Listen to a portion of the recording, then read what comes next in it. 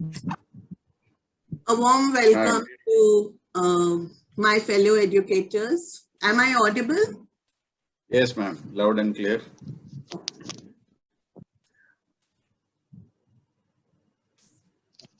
Good evening, ma'am. Good evening, sir.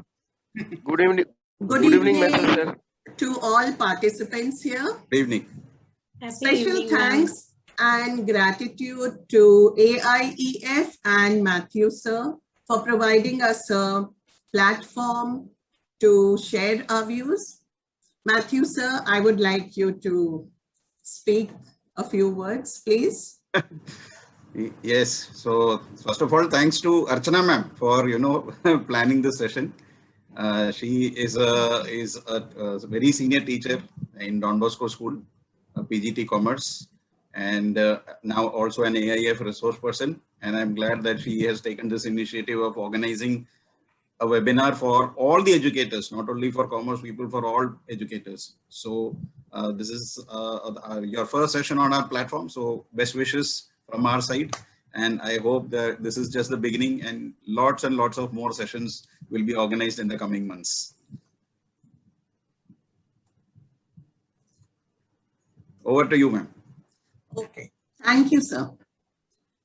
I request all participants to mute their microphones. Before embarking on a discussion on teaching techniques for new age learners, let us first identify the skills that are required by 21st century learners to face the challenges in the world today that is globally active, progressive, and digitally transforming.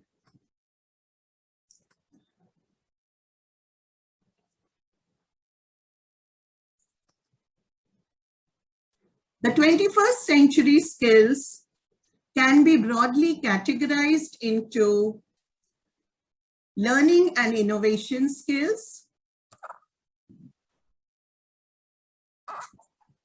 literacy skills, life and career skills. Learning and innovation skills are the universal skills that are needed by every student for any career. They can be broadly divided into four, which are popularly known as the 4 C's. The first is critical thinking and problem solving. This skill enables students to find solutions to problems by analyzing, filtering, questioning the available information, and then synthesizing it to draw balanced conclusions. The second C is creativity and innovation. It empowers students to come up with new and original ideas so as to find creative solutions to real-world problems. Third C is collaboration. The skill to work with others with different opinions, perspectives, and personalities, the flexibility to compromise, respect their views, and work collectively as a group to get the best result. And the fourth C is communication. To communicate ideas, opinions effectively, to present information in a clear, concise, and meaningful way. The second category of skills, that is literacy skills, relate to digital comprehension. And these include information literacy, media literacy, ICT literacy. Information literacy is the skill to access information accurately and efficiently, to understand facts, figures, statistics, and other data that is available, separate fact from fiction, discard irrelevant data, misconceptions, etc. Media literacy is the skill to identify the various publishing methods, sources, and outlets that are existing. Also to identify those that are credible and trustworthy. Information and communication technology literacy is the skill to use technology to evaluate, examine, organize, and communicate information, to use digital technologies and networking tools that are so much and in use today and that are being evolved at such a fast pace.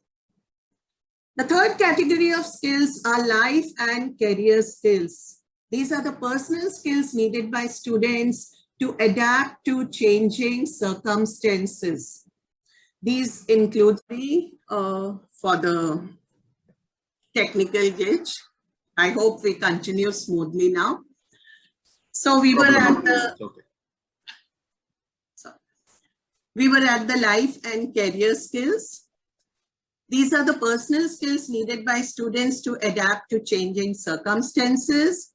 They include social skills, skills to interact and network with others for mutual benefit, the flexibility to adapt to changing situations, leadership skills to motivate all group members to achieve the group goals, and initiative to be a self-starter, the early bird to complete any work on time. Some of these life skills are inherent in individuals. Others may have to be imbibed in educational settings. An analysis of these skills gives us 3 takeaways. Today's students need to think out of the box, be technology literate and lifelong learners. Information is not confined to textbooks, but is available everywhere in bits and bytes.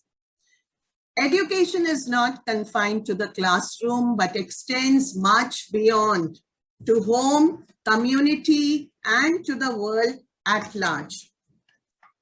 In view of these developments in the educational environment, we teachers need to readapt. And how do we do it? By reinventing ourselves in terms of our classroom presence and interaction, using teaching techniques and tools to create an environment that helps in making learning relevant and engaging, and to don the role of facilitator, educational guide, and mentor. Benjamin Franklin aptly summarizes the change in the educational landscape. I quote, "Tell me and I forget, teach me and I may remember, involve me and I learn." So the involvement of the student in the teaching learning process is essential for effective learning. As a step in this direction, in today's webinar, we discuss 5 teaching techniques that will help to involve the students in class, make them और 2 का average बना के 5-6 पहुंचे पर ये तभी करना है. Teachers, kindly mute yourself, please. नहीं I request all to kindly mute themselves. हम तब नहीं लेंगे क्योंकि तब तो हमारा पहले लॉस है. Ma'am, can you please mute all the participants so that the background noise can be avoided? You can mute all. Use the mute all option, ma'am. Archana, ma'am. Mute all. Okay. अगर ये किसी stage पे बाहर ही निकल जाता है तो और इसका ऊपर जाने का जो चांस है वो है कि ये 15, 16, 17 ऐसे जा सकता है, राइट? तो ये ऊपर चला जाता है। So today we discuss 5 teaching techniques that will enable students to be actively involved and be teachers. Please mute yourselves. मैंने बोला क्या है? Shruti and There is Sumit. a one. Ma'am Shruti and Ma'am Shruti, please mute yourself. Automatic marketing. Those who are not, yeah, thank you. Yes, ma'am. Archana ma'am, please continue. Yes. These teaching techniques are not standalone techniques. They are generally overlapping, and we may be using them in some form or the other in our classrooms. Today, we are going to do it in a more structured way. Also, these techniques can be used in offline as well as online classes. The techniques may sound complex with new age terminology, but we are going to do them in a simple way so as to make them meaningful and easy to be implemented in our classes. These are teaching techniques, not tools. Tools may be taken up in another webinar later, but today our focus is on teaching techniques. So let's begin. And the first teaching technique that we take up is crossover learning. As educators, we have to understand that learning does not stop in the classroom. It is a continuous process. It goes beyond the classroom. Crossover learning attempts to combine classroom learning with learning in informal settings, which may be outdoors or it may be on online platforms. And it is based on the idea that classroom learning can be enriched by everyday life experiences. Students can choose activities that may be interesting or engaging. The teacher can also fine-tune by suggesting activities to be undertaken or concepts to be read or researched. How do we go about it? The teacher may put up a problem in class. It may be a case study, it may be a project which requires the student to undertake an outdoor activity. It may be a trip to a museum, a monument, maybe the local nursery or any other field trip or simple online research. And the student learns while collecting information, taking down notes, talking to people, interviewing them to seek their opinion, their suggestions, or by reading or viewing online content. And this information, this learning is then brought back into the class by the student. So what is its effect on the teaching learning process? The students bring back the informal learning into the classroom. So the students are able to enrich textbook knowledge with personal experience. Since they are engaged in those activities or reading those concepts which are interesting, they stay motivated, and it also helps in better retention than when they are reading it from the textbook or being told by the teacher. Further, any learning beyond the classroom requires some degree of creativity. The student has to look for sources from which he can learn. He has to explore, he has to comprehend, and in the process, it helps to build his creativity and confidence.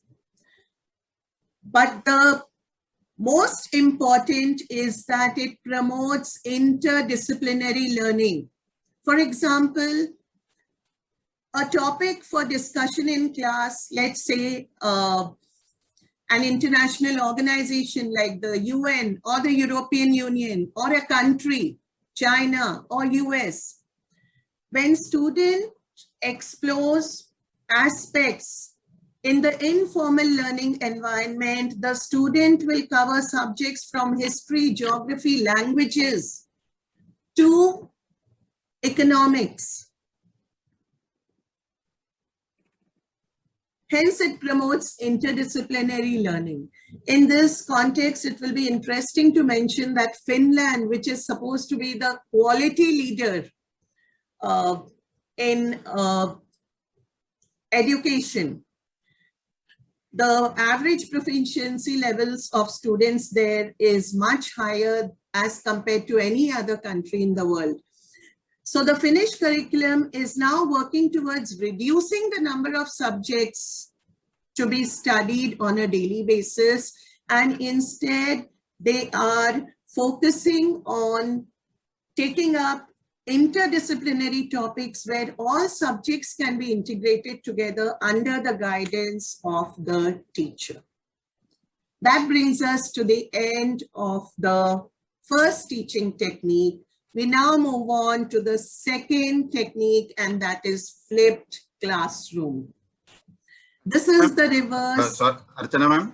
Yes. Sorry to interrupt you. Yes. I think Deepika, this security settings, I think the waiting room has got enabled again. Just disable that, and I think Deepika ma'am is waiting outside. Okay, sir.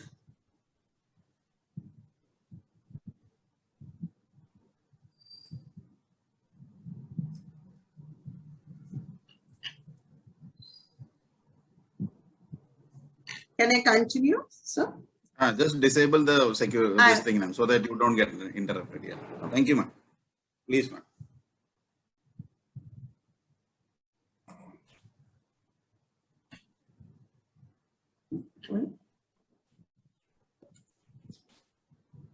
So I have enabled it, otherwise I may face the same problem that I faced earlier.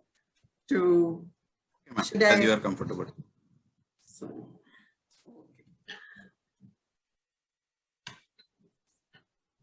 Can I continue? Okay. Yes, So please. flipped.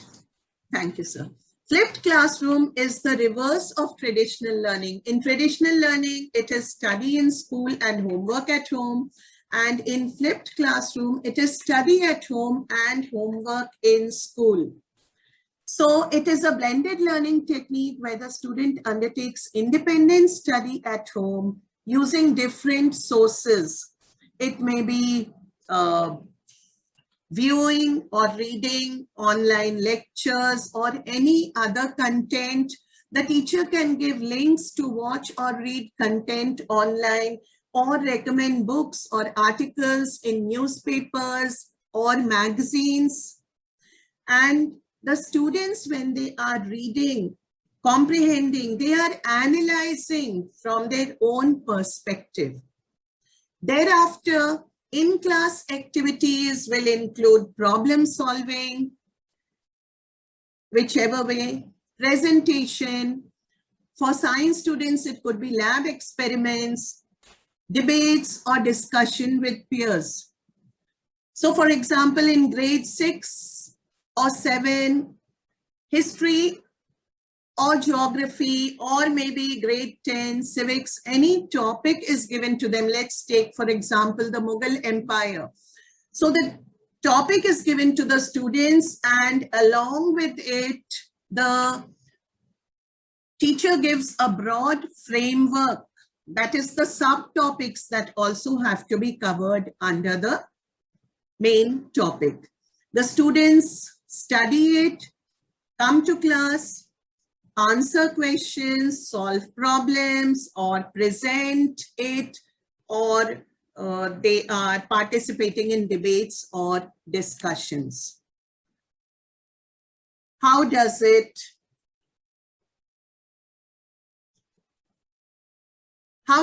affect the teaching learning process?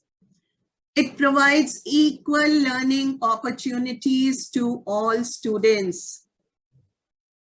Students are encouraged to undertake independent learning. They know that they have to solve problems in class and therefore they are actively engaged. And it also gives them a great deal of flexibility in learning.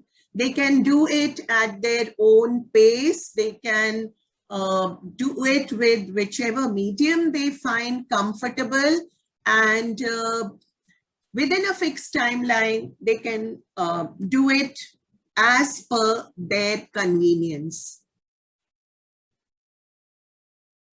So the direct instruction gets shifted from the classroom to individual learning space, and the classroom becomes a very interactive learning environment where the student is involved in applying the concepts that he has learned under the guidance of the teacher. How does the teacher benefit? It allows the teacher or helps the teacher to identify students who need assistance, who have not been able to comprehend or grasp the topic. It also helps the teacher identify the advanced learners, and the biggest takeaway is that the students are doing their homework in school, so there is no burden of homework. The third teaching technique that we take up is reciprocal teaching. It allows students to assume the role of teachers in small group reading sessions, which they enjoy. So here, the teacher first trains the student, helps them to learn how to guide group discussions in class using the 4 strategies, and they are called the Fab 4. Summarizing, questioning, clarifying, and predicting. So the teacher will divide the class into groups of 4. It can be done online also. Now breakout rooms facility is available. That provision is there on most platforms. Now each of the 4 members is given one role. So one is a summarizer, one is a questioner, one is a clarifier, and the 4th is a predictor. The teacher first asks them to read a concept, a para. And at the stopping point, the summarizer has to highlight the key points. The questioner raises questions on the information that they have read, including the parts that were confusing. The clarifier attempts to answer the questions and clarifies the doubts, including the confusing parts. And the predictor then predicts what will come next. How does it help?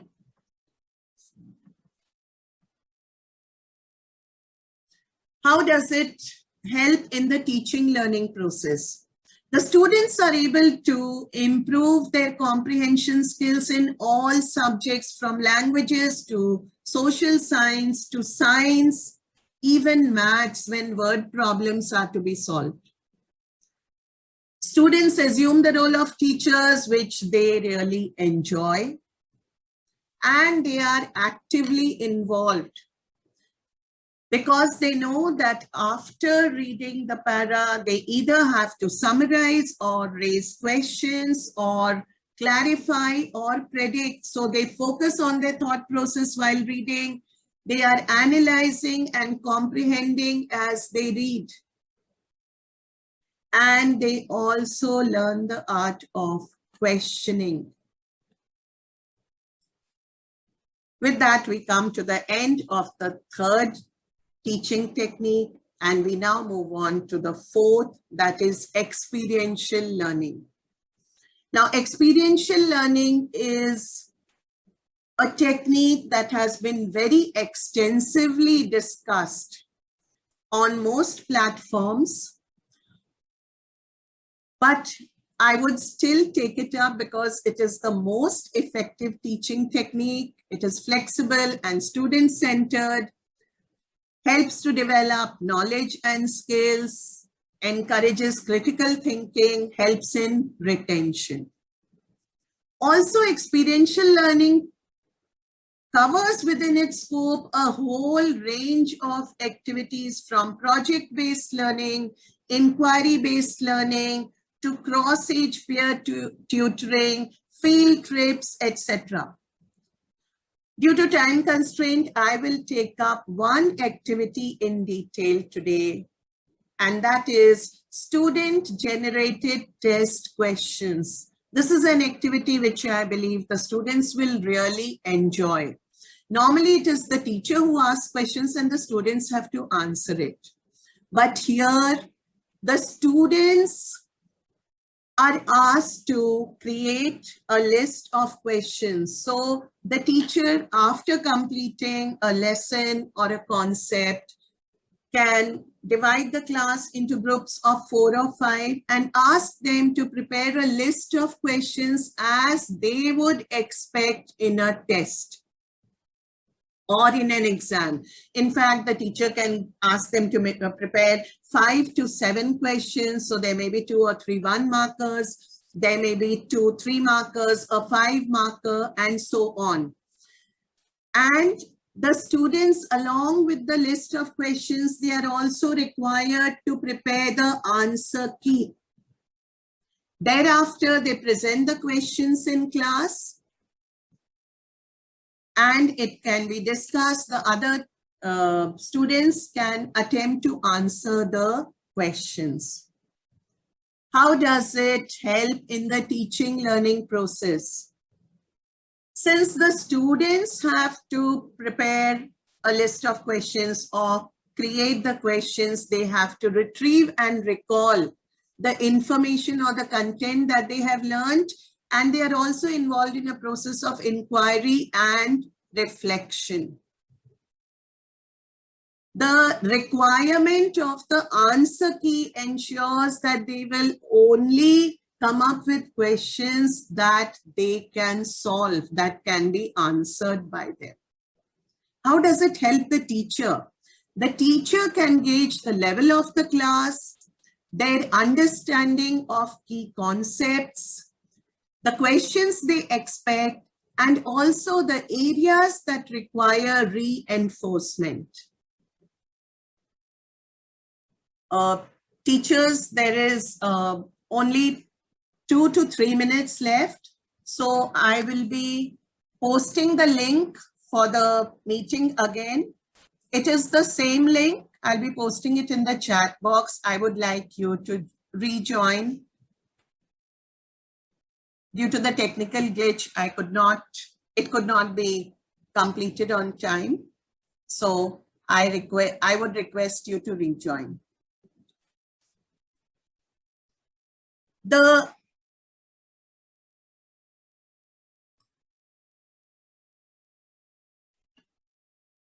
Matthew, sir, should I end the meeting?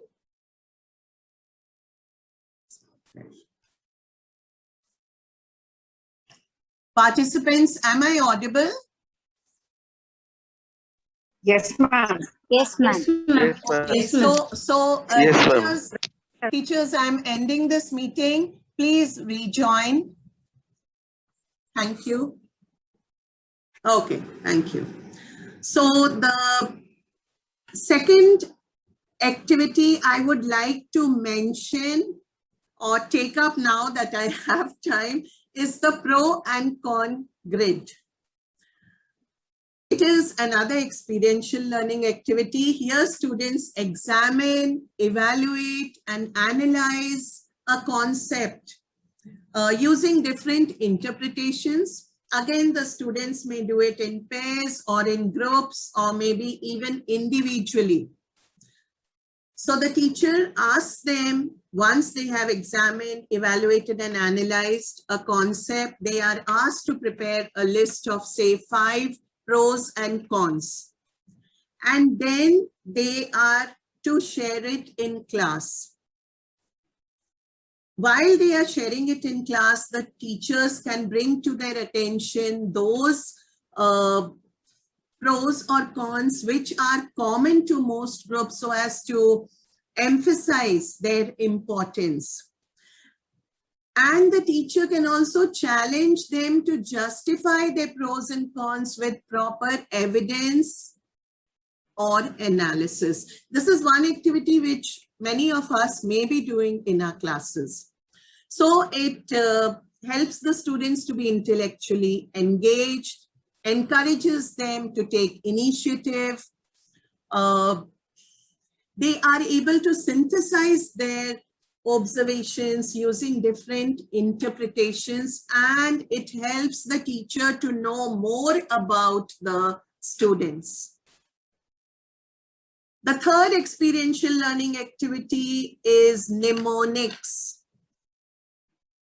To create a rhyme, an acronym, a phrase, or a sentence by associating educational content to any personal or relatable information. And there are different ways to do it. It improves retention and retrieval.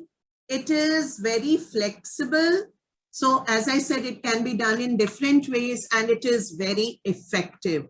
A simple example, individual goals should be SMART. So SMART is an acronym where S stands for simple, M stands for measurable, A stands for achievable, R stands for realizable, and T stands for timely. So that is just one method, and there are several methods under this activity. Due to time constraint, I have just discussed it in brief. We now come to the fifth and the last teaching technique, the most important, growth mindset. It is a new technique. It is still evolving in educational settings. But we as educators need to take it up as a priority to build growth mindset in students.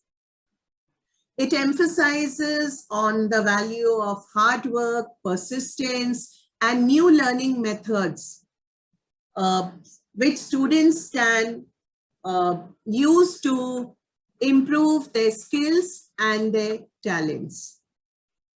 Carol Dweck, a Stanford University psychology professor, talks about 2 types of mindsets, a fixed mindset and a growth mindset. Students with a fixed mindset believe that their skills, their talents, their intelligence levels are fixed and can't be improved. So they don't make any attempt to do it. At the other extreme are students with a growth mindset who believe that they can improve their skills, their talents, their abilities through hard work, persistence, new learning methods, and they are very confident about it. Carol Dweck feels that students' perception of their abilities falls somewhere in between these 2 mindsets. And as educators, we need to steer them towards the growth mindset. How do we do it? By providing them multiple strategies to view challenges as opportunities. Take up new challenges every day. It helps you to grow. Prioritize learning. Forget about what people think about you. Focus on your learning. Focus on the learning process.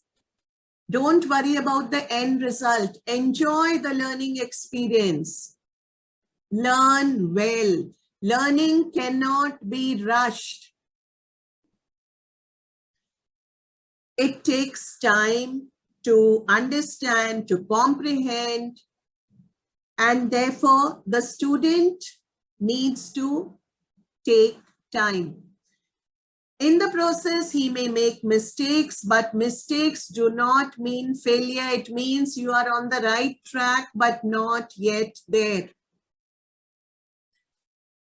Accept constructive criticism. If someone points out your weakness, work on it. Be determined, passionate, persistent to achieve your goals. Focus on your long-term goals.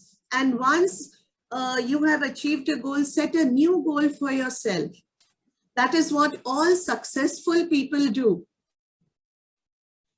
Once a goal is achieved, they set a new goal to stay motivated. And learn to use the word yet more often.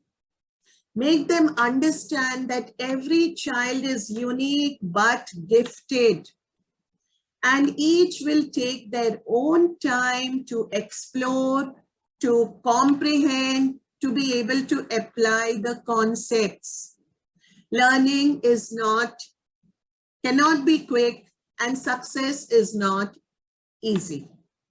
So they will take time, but during that period, they need to use the word yet. I am not able to solve these problems. The second statement, I am not able to solve these problems yet. The first statement is so negative. The second statement is more positive. So as teachers, we need to steer them towards the growth mindset. We can even give them a list of these strategies which they can use as a checklist. Tick the ones they have mastered and the ones that they still need to work on to achieve their goals. So that brings us to the end of this session. I have tried to take up teaching techniques which are very simple and can be easily implemented in our classrooms. As educators, I would like to emphasize once again that with the fast-paced economic, social, and technological developments, we as educators have to readapt. We have to change our teaching strategy, the teaching techniques, to use the phrase learn, unlearn, and relearn, so that the students are able to develop the skill sets that will help them to face the challenges in today's competitive world.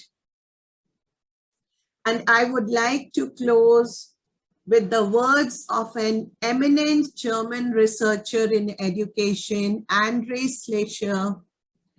A generation ago, teachers could expect that what they taught would last for the lifetime of their students. But today, schools need to prepare students for a more rapid economic and social change than before. For jobs that have not yet been created, to use technologies that have not yet been invented, and to solve social problems that we do not yet know will arise. And that sums up the urgency to adapt and adopt teaching techniques that will facilitate student involvement, student engagement, and student learning. I end my discussion now. Thank you. Teachers, I'll be posting the link for the feedback form.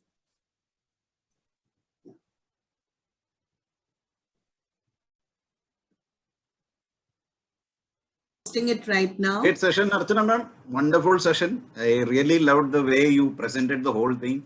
Learning, relearning, that's what we were doing. No? So many decades of what we have been teaching, we are unlearning and adapting to new technology and learning so many things. That is the future of a teacher right now. So thank you so much, Archana ma'am, for bringing in so many aspects of learning, teaching, everything.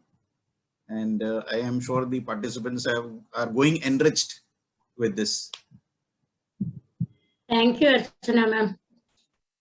Very clear and slow explanation. We enjoyed a lot.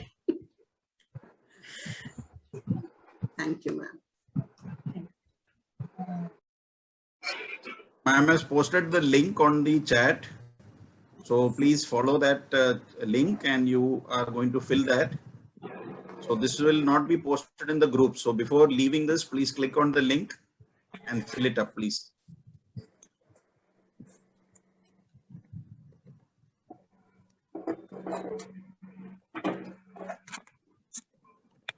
So you will get it in your email IDs. So Yes, please make sir. sure that the email is written and your name as you want on the certificate should be written properly.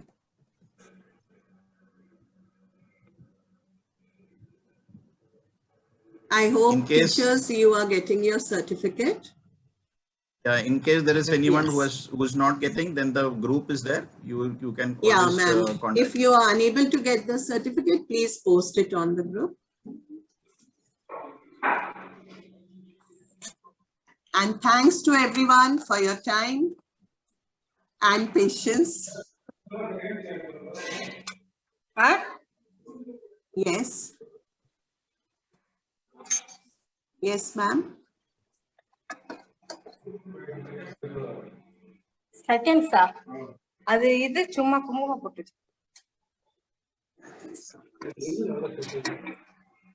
அதான்